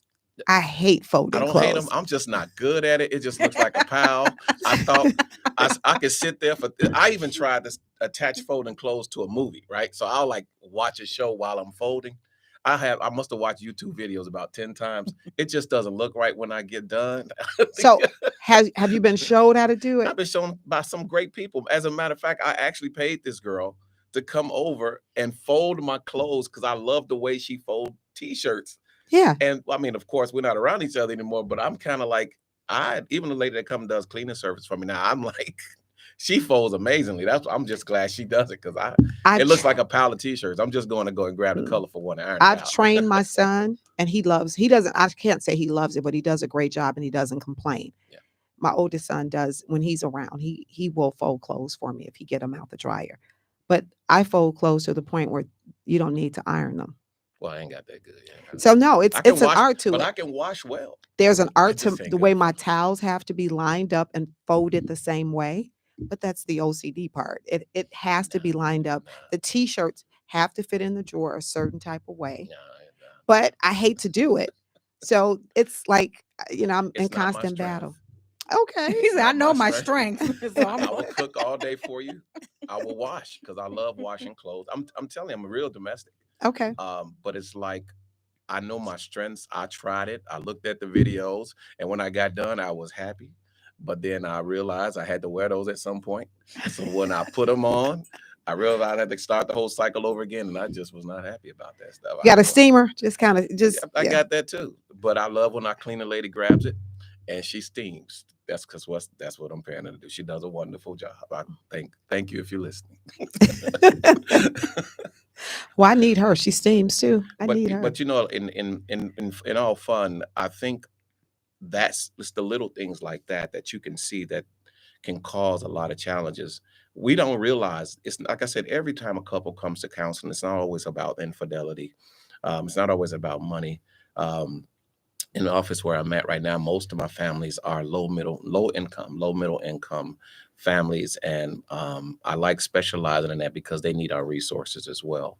They really do. A lot of times, a lot of us are blessed. We have overcome some of the poor challenges that we were born and inherited, and so we have to remember there is a lot of people out here who are not as fortunate financially to be able to have what we have economically, but they do still have the opportunity to be in love, get married, have children, and move on in life. That also can come with challenges, you know. So I tell my kids, if you don't have your ish together, you have no business dating. That's my whole. So now you're making me feel bad. I'm gonna tell you right now, you can say what you want to say, but poor people need love too. I mean, but you shouldn't be focusing on love. You should be focusing on getting yourself together so you can get a better quality of love. I don't know. Rachel was poor and Boaz found her. Yeah. I mean, I'm just saying. Yeah, I'm just saying. I'm just saying. It's one of those things where you got to find what you can manage too as well. There are a lot of people who are in position of power and economically strong that are not bound by their resources and their status. They look at people for who they really are. I know a young lady, in a real quick story, a lady who was in a residency when I was working at the hospital, and she was a medical doctor. She met this guy who also used to always come in and crack jokes. He was the environmental specialist, they call it, but he was a janitor. Right. He came in, he cleaned the ER emergency room, and they used to always joke with each other. And I watched the chemistry over time. But here's an environmental specialist and a resident student. Yes. Well, she went on and graduated. She went away for a year and she graduated. And I remember him saying, "Hey, I won't be here next week. I'm going to fly out to support such and such for her graduation." I thought that I was surprised, right? Because we were embedded to believe the economic differences, Turns out they started dating and they got married. And she ended up coming back to Chicago, working at the same hospital. I had the privilege of actually talking to her about that. She was deeply in love. She was in love. She loved this man. And she said the hardest part I had with this, Tony, was not falling in love with him because I knew this man was for me, just the way he made me feel.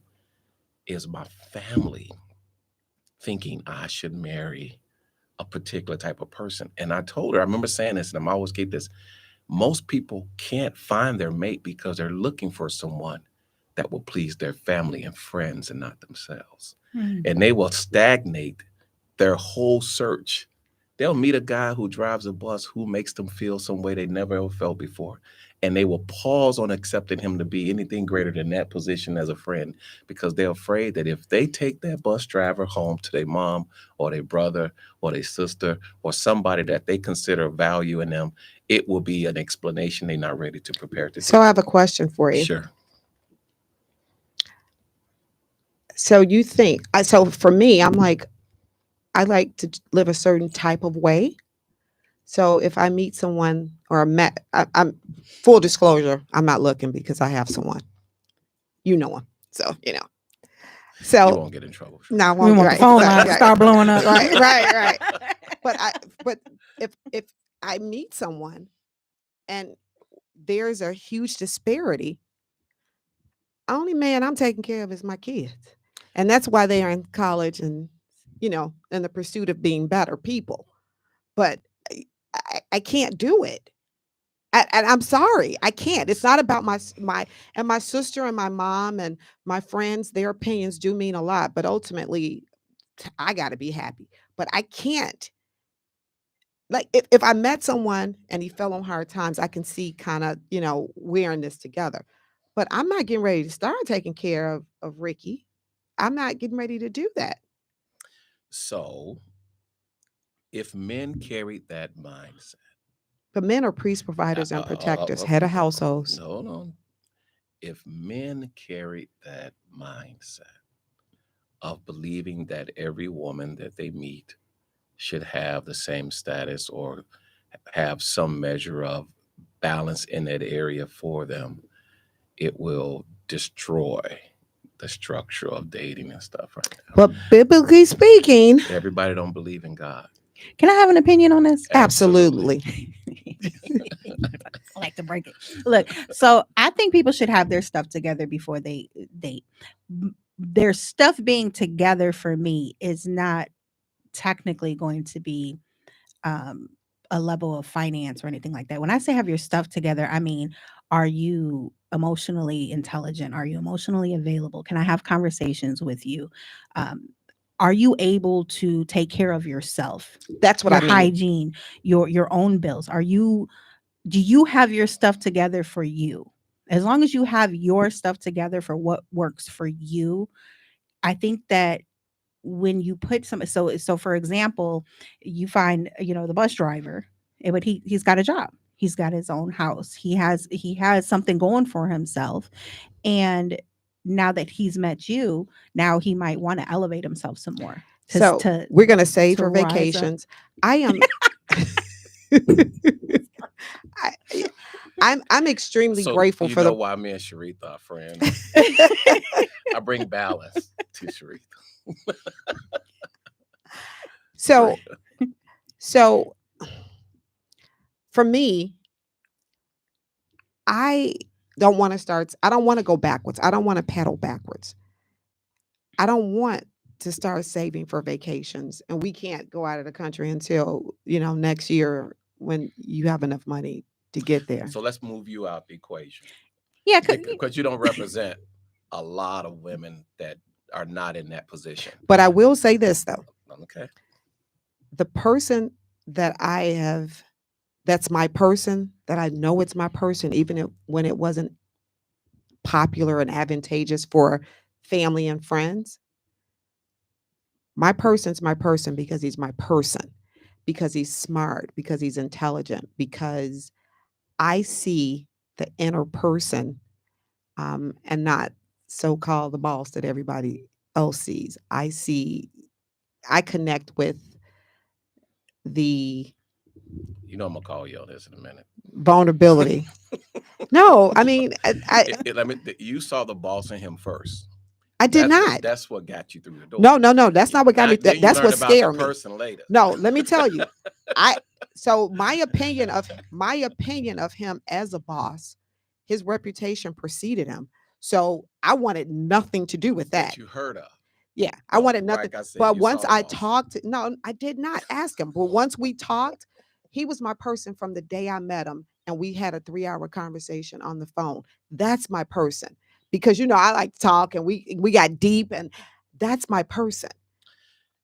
If he was at 7-Eleven working as a cashier, and he was the same person, wonderful, charming, we wouldn't have had a conversation. Absolutely. But you know what? No, it's the intellect for me. I can talk.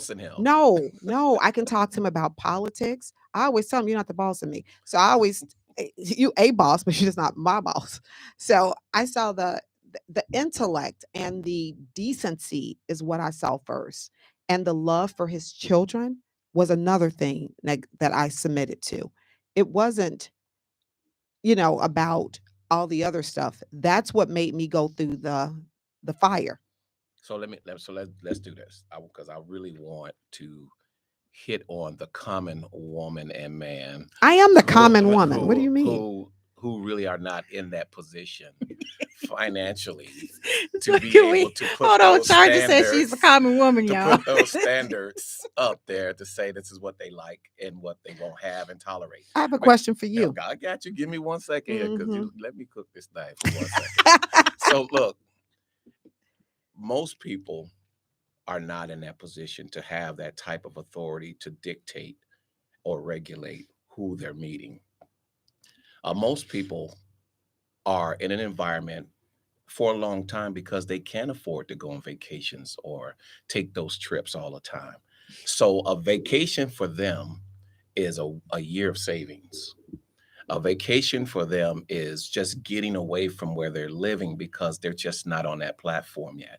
So we can't ignore people and where they are. You're a Christian. Jesus met people. No, I'm not putting them down. I'm just saying that I don't want. Let me finish. I got little boys in my pocket already. Absolutely, you do. But the reality of it is, you don't represent the majority of this population. So I understand your story. Trust me, I get it. Yeah, you my friend, so you get it. But you don't represent the majority of the population. What we have here and what I see out here are a lot of women who go to work. They work hard. You have to respect that, regardless of what the career is. They work hard They want to be loved, and they want to have someone that can also love them as well. That is tough out here when you're competing with one another. When you and it is a Facts. competition. And we Facts. can ignore it all we No, it's want true. to. It is a competition. So when you only have a certain percentage of men who have themselves in an area where they can receive women on different levels, you can't sit back and wait your whole life looking for that man. You're gonna have to just start preparing yourself for whatever it is that you can. I always say, when I see most of these couples in these sessions, half of them should have never got together. Mm. They just should have never got together. When you listen to the backstory, and where they came from and what they did, sometimes you're just sitting there going, "Whoa, and why did y'all get married again?" How? And usually it's attached to an event or some type of familiarity, or, we've been together 9 years, we're just going to go ahead and get married. And then they forgot to ask those questions. I think we took courting out. And because we took courting each other out, we're not getting to know each other before we sleeping with each other. And what's happening is that we're mixing it up. We're confused in a lot of ways. And what ends up happening is, like I told you about the statistic, 81% of firstborns are out of wedlock. People get married out of obligation to try to do things, to try to straighten out Well, that things. worked in the past when with our past generations. Well, but the problem is that I didn't get to know you. But the And you didn't get commitment to was know there. me. And most people are arguing and fighting over that next level. It's beyond the bedroom. I didn't know you wanted to be a Christian. I didn't know that you were a Buddhist. I did not know you wanted to be Muslim. And you're having children and mixing fluids, and you don't know this person's. Sharita, yes, people are out here doing things like that. No, I know. I mean, I'm not naive to that, but when you break it down like that, and you simplify it to that degree. But we don't want to be judgmental. We don't want to. No, I'm not judgmental. I'm when you simplify it, I'm like, whoa. We want people to understand that, and this is all the breakdown of the home. A lot of us we were not taught how to prepare for a mate. We just wasn't taught. We weren't taught how to court a woman. We didn't know. I mean, we never saw dad court. Nobody pulled us to the side and they said, son, if you really want to be with a woman, you're going to have to do some things and get yourself in a position where you could be able to receive this woman. There are a lot of women out here who will push more. They will push more, good and well in the 80s and the 90s. Entrepreneurship and independency had been the primary thing when it came to developing in a relationship. It had nothing to do with being a wife. It had everything to do, get your money, go get your education, make sure that you got this going on. I mean, you got the African-American women who are the most educated dynamic in the world, but they also the most unmarried. Yeah. And it gets worse when they get over the age of 40. So the reality of it is how do we gut check that? Which is one of the things that made me sit back and say, I want to get into a marriage family situation where I can start. Let's grasp this mindset and shift it, because we got too many people trying to be bosses before they want to be a wife. And they're looking at situations where when they do meet a guy, they don't know what to do. So they emulate each other. So now it's all about the external. Fancy clothes, purses, all the different things that they think that is the appropriate way. But most men that I know that are very successful, very simplified, are not into that stuff. Like my friend said, I never asked you to go get a wig or get face stuff. I just wanted you to work on your personality. Your character is a primary reason most men will get married that understand themselves. You looking good is great. Your beauty can get you in the door, but your character will get you a ring. Yeah, you can get married. Of course, there's an anomaly to everything. There's no absolutes to anything that's being said today, because somebody's going to come back and be like, well, my friend, she didn't even know to do. Because yes, beauty can make a guy give her a ring and they can get married. We're not talking about that. We're talking about overall.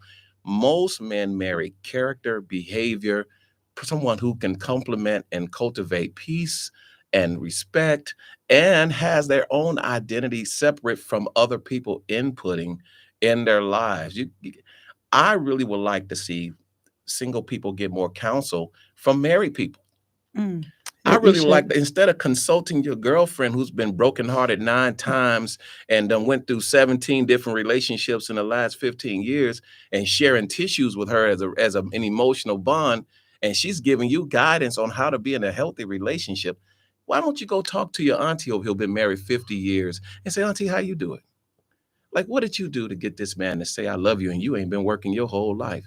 He take you out twice a year and you've been married 30 years. And I go get my hair done every week and I can't get a man to take me to a 4-star restaurant. Oh, wow. So, so you ask those questions. I agree. And I also think it's important that the person is your friend, because love and relationships will go through cycles like a roller coaster, like Great America. There'll be times where you like them, and there'll be times where you really don't like them, but you know you love them, so you're still committed. Their commitment umbrella is still there. For me, if he's my friend, I'm committed to not hurting my friend. It makes me want You to talk do about better. as far as dating somebody. Yeah. Okay. So I happen to be with my best friend. Do we work my nerves? Absolutely. Are there times where I'm madly in love? Are there times when, yeah, I like him and I have to remember that I love him because he's getting on my nerves, but he's my best friend. So that prevents me from hurting him when the times are bad. But again, you're in a relationship that you've gotten to know this guy and you got love as your foundation. A lot of women not, and a lot of men are not.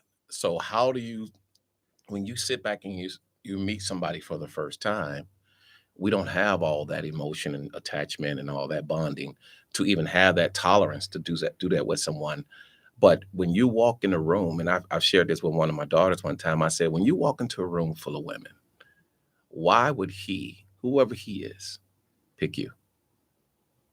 I What believe would in be the spirit. separate?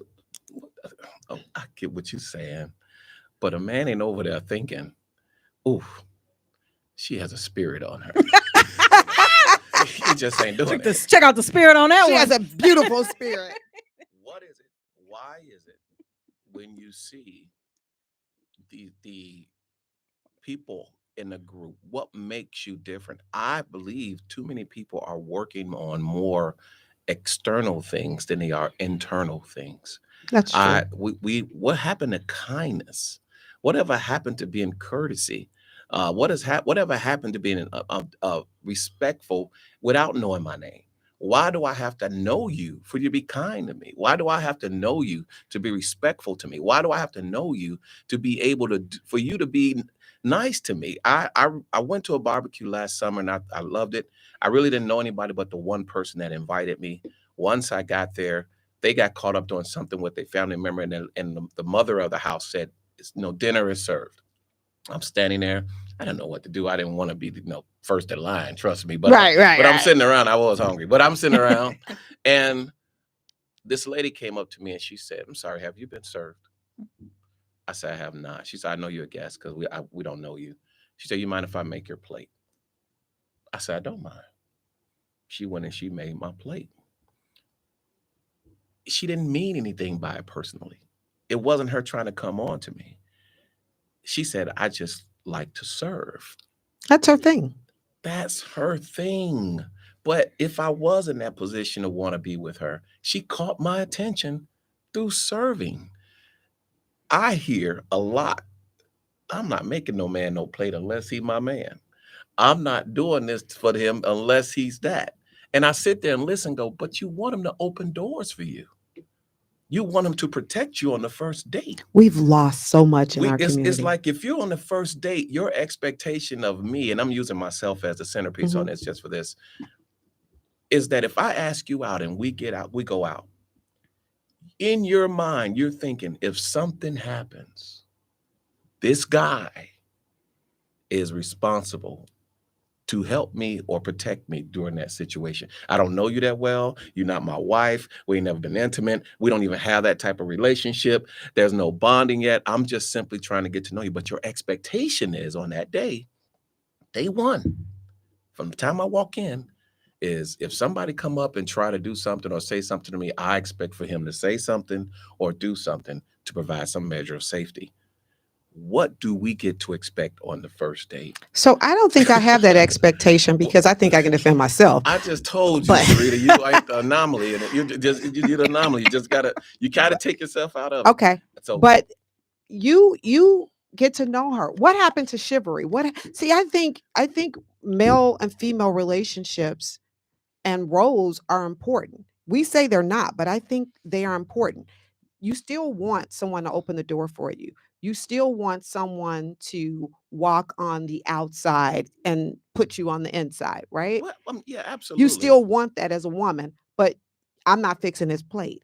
We have to get back to the basics of what our community used to do. I've never heard my grandmother say she wasn't fixing anybody's Well, plate. it's your grandmother, number one. Yeah. She's from a whole different generation. I'm saying we have to get back to that. That's the problem. That's what I'm trying to say. Or you buy somebody a drink and think you're obligated to go home with them. We don't have that type of teaching going forth.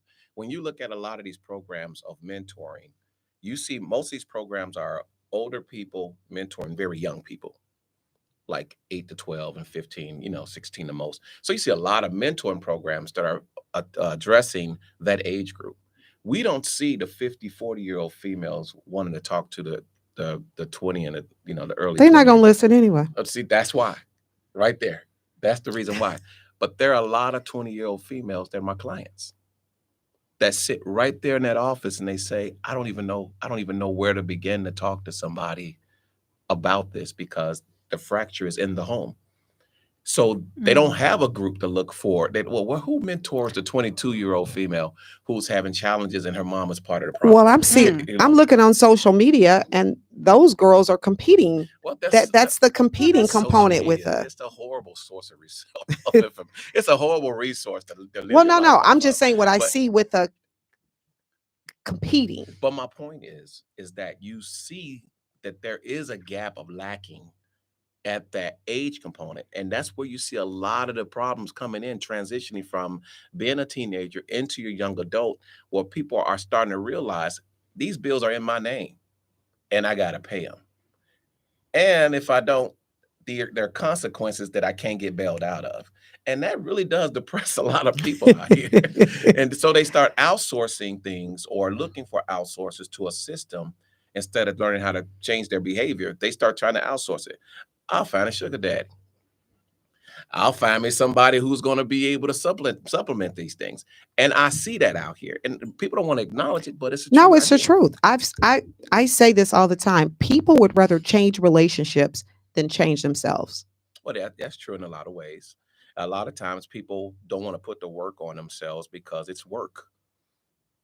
It's work. I mean, even with working out, people have an idea that they want to look a particular way, but then you say, hey, you got to get up and go to the gym every day. Like, I ain't trying to go to the gym every day, so I'll do something different, so it's a commitment to it. It's a discipline to it. I think challenging wise, which is one of the big reasons I was talking about being here, is that I think we really need to start focusing on preparation. I think we really need to start focusing on getting young men and young women to start understanding the value of what marriage is and the importance of how life can be more effective with a collaborative effort and understanding. I really am. I talk to young men about dating. I talk to young men about courting. I don't talk to young men much about sex. I don't have to. I talk to my kids about that. If you that. raise the value of who they are and the understanding of who you are, they're not driven by lust anymore. There's a little bit more drive. Now, it's not to ignore that natural passion or that natural curiosity, physical, but you attach the things. What can you afford emotionally? What can you afford to be out here doing those things? Because there is a price you pay for these things. We need more transparency from our older generation to our younger generation, because most of these kids don't really know that their parents wasn't crap when they were younger. But also, we're bringing the show to a close, so we're going to have you come back because we can talk about this all day. But what you keep talking about the bridge. I see a lot of 40 and 50-year-olds out here acting like the 20-year-olds. Absolutely. It's sad. Their mindset is real quick, and I'm going to have you come back. You're going to commit to a date. But this is what I want to leave with. they have the expectation that these men are supposed to do all of these great things. They're supposed to come, buy them gifts, save them with their Superman coat on, take them, spend all of their hard-earned money on them, and all they have to do is show up and be pretty. Yes and no. I don't think that's a lot of women like that. I think those are the ones that get the mic. Those are the ones that are publicized. But I do see a lot of things that has been concerning to me is how many older women are partying with younger women for the same men. Competing. Yep. I see that a lot. When was the last time you saw a group of older men saying, let me go get my sons and go take them out so we can hit these Well, you clubs? have one or two sugar daddies in the party that shouldn't be there, but it's just one or two. But the reason he's there because he was successful last week. So my thing is that you don't see a lot of older men thinking about taking their sons out partying and kicking it with them. I do see a lot of mothers who has incorporated their younger daughters into partying. And sometimes I question, why would you even bring your daughter into this environment? You know what I mean? Especially older lounges. Knowing how toxic Knowing it is. how it's toxic. Why would you expose her to that? Yeah, she did it on her own. That's fine. But at least let her know, caution her about certain things. I mean, you putting her into an environment that these guys are, and not just guys, the people are professionals at what they do. They go and they are professionals at what they do.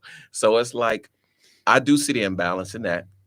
You're right. We need to come back and address some things. But I do want to start talking about how can we start changing the narrative for the Black family so that we can start having more children understanding and hearing the voice of a father and a mother in the home versus having to see them only on the weekend or once a week. And I think that's crap too. I think that, and we have to get better with that. We have to get better with. Well, we have to start educating ourselves. The father sees a kid or the mother sees a kid on the weekend. Yeah. You have to learn how to parent and be co-parents together. We have to start. Put the children first. There's a lot to it, but yeah, we really need to. No. So what day are you coming back? I'm going to shoot you my days. Okay. And that's what we're going to lead with. What was your question? Tell us again, because that's what this topic is going to be next time. The question is, how can we start unifying, bringing back our Black families together? If nothing else, to start healing and start looking at it as something to look forward to versus we just got too many people that don't know what two voices sound like in the home, you know. Well, I'm Sharon Locked. This has been an amazing topic, things that we need in our community. I am Shar, Love, Loans, and Lifestyle. I can be reached on all social media platforms, 312-937-6227. Our other co-host, Crystal, is not here. She's present in the building, but she's busy doing something else. And she can be reached under PowerCircleInvestments.com. Anthony, tell us where they can reach you. Absolutely. Dr. Anthony Wilson. You can reach me at awilson@aurorafcs.org. I'm one of the behavioral health therapists out there, family marriage therapist. Shoot me an email. Let's talk about it. If you want to get in counseling, definitely shoot me an email. I'll put you in a direction where you can be able to get that address, because I really want you to be better tomorrow. And it sounds affordable too. It is affordable. We really do cater to those who don't have as much insurance or Medicare, Medicaid, which I do believe is tremendous, which is one of the reasons why I went out there to that facility. So, and we'll definitely have your contact information available for all of our listeners as well. And we look forward to you coming back. And thank you for all the insight and information you've given us today. Thank you. It's your girl, CEO Lexi Couture. You can find me on all social media platforms at CEO Lexi Couture, Facebook, Alexis Arce, www.couturemusicmgmt.com. I want to thank you for tuning into the Super Business Women Show. We'll see you next Saturday, 3 to 5 p.m. on Intellectual Radio. Have a great weekend. Be safe, guys.